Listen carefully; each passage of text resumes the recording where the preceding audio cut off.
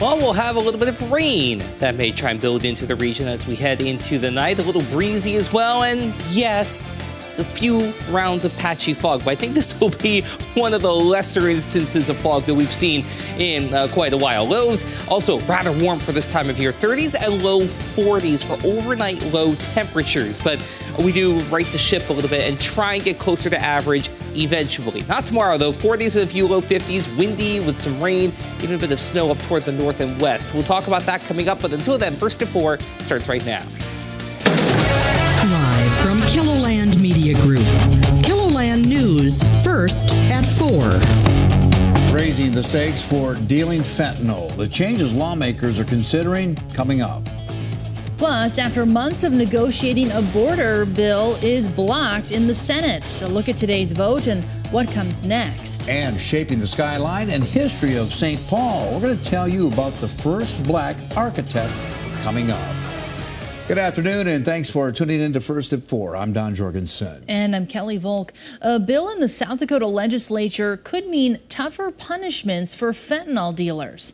Someone who knowingly sells fentanyl to a person who dies as a result of the drug could spend up to 50 years in prison for the crime. Minnehaha County Sheriff Mike Milstead says the drug has devastated families in his county. If you didn't know fentanyl is deadly, then you haven't been listening to anything in the last 2 years. They've been sounding the trumpets on this for years, and it's getting worse. Coming up on Kiloland News at 10, we'll talk with the sponsor of the bill about why he's targeting fentanyl. A Freeman, South Dakota man is behind bars accused of rape. 22-year-old Sean Webben was booked into the jail last night after being indicted for first-degree rape. According to court documents, the victim was 10 or 11 years old at the time of the alleged crime. Webben is being held on $100,000 cash-only bond. The Minnehaha County Sheriff's Office is asking for help finding a wanted man. According to court documents, Patrick DeVore is wanted for multiple assaults in the last 2 months. He currently has 3 warrants out for his arrest. If you have any information on where he is, contact the Minnehaha County Sheriff's Office or Crime Stoppers. Well, is it still spring outside? Feels pretty nice outside, doesn't it? Except for those winds. They're a little gusty, Adam. Yeah, the wind has been the X factor today. Yes, it has been rather warm, especially in eastern and southeastern Kiloland, but yeah, it's been pretty breezy. And it's not just our daytime high temperatures that have been unseasonably warm. Take a look at the last 7 days, or in this case, the last 7 nights in Sioux Falls. That black line there is our average low. 9 or 10 degrees. That's where we should be this time of year. We have been anything but that over the last 7 nights, including 3 record warm low temperatures this past Friday and Saturday and last night.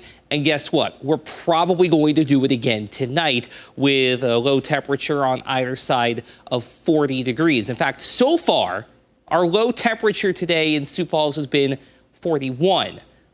Maybe we'll get below that before midnight. It's going to be a bit of a tough battle, though. Other overnight low temperatures so far have really not been faring a whole lot better. At 20s and 30s and mid to upper 30s at that across a vast majority of Kiloland.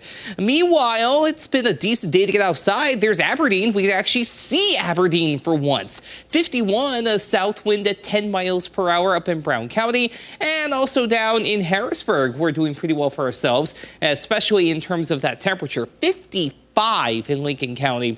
South wind at 21 miles per hour, though. That camera has been jostled about a bit over the last couple of hours.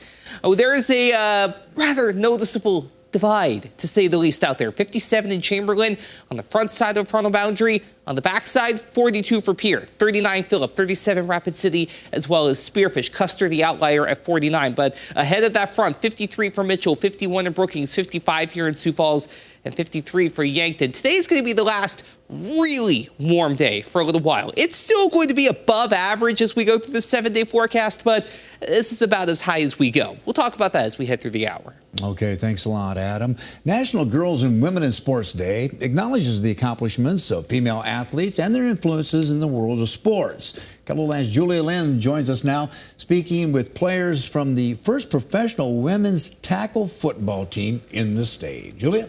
Yes, today I caught up with 2 players from the Sioux Falls Snow Leopards, and they are the South Dakota's first professional women's tackle football team. Some topics we talked about were the future of women's sports and their experience in the football scene. So how did this team start? Yeah, so this is a pretty young team. They're only on year 4, and they're part of the Women's Football Alliance. So they play a Division III level, and I was told it took about $40,000 to kind of get this up and running. And they said their first year, it was a little rough, as expected, but just last season, they made it all the way to the playoffs, and they were the #1 seed. How fun. So how many players do they have on the team? Yeah, so they play with the NCAA college rules, so 11 people on the team that are playing at once. Yep. And then they're a little under 30 players right now, so they're definitely looking to add more, as that's kind of a lower number. Before their season starts in April, they have a sponsored gym that they practice at called Coast to Coast in T. And they said you don't need any experience before joining. And they also said the ages are all over the board. So they have anywhere from 19-year-olds to 45-year-olds playing. Wow. You know, I can guarantee they would not want me on their team. Right, give it a try, Kelly. You don't need experience. So that's a really cool story. We're going to hear more at 5. What do you have coming up for us then? Yeah, so they talk a little bit about some of the challenges they face. You know, football is a very male-dominated sport. And they just talk about kind of the future of women's sports and then their team. All right. Thanks a lot, Julia. Yeah, we look forward to it. Thanks a lot.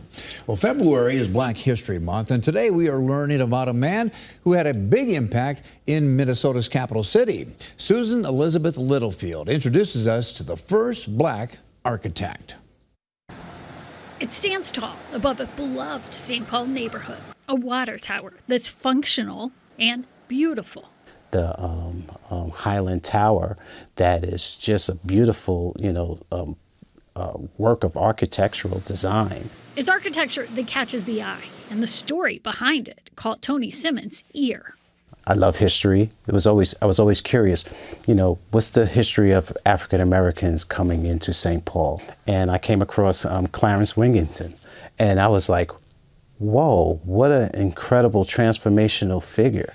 Tony heads up at St. Paul High School. He's bringing this history into the present. For me, he just really represents everything I care about in understanding our history, my history, and the history that my young people need to know. Clarence Wigington was born in Lawrence, Kansas in 1883. As a student, he won 3 drawing contests at the World Fair.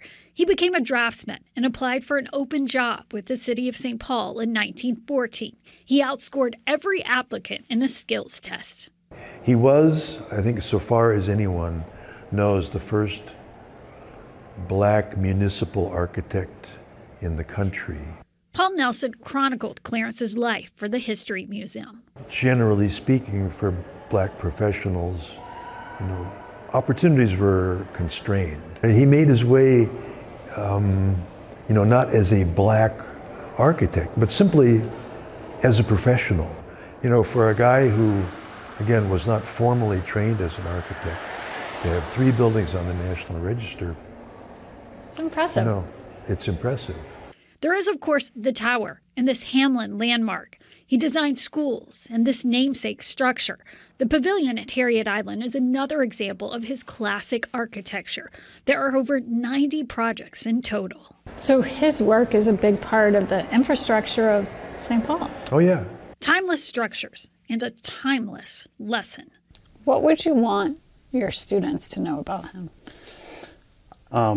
How he didn't let anything stand in the way of what he wanted to pursue. And I really want our young people to understand that, when you get that opportunity, seize it. And he obviously did that in a way, and we see it every day in our lives here in the city. In St. Paul, Susan Elizabeth Littlefield, WCCO News.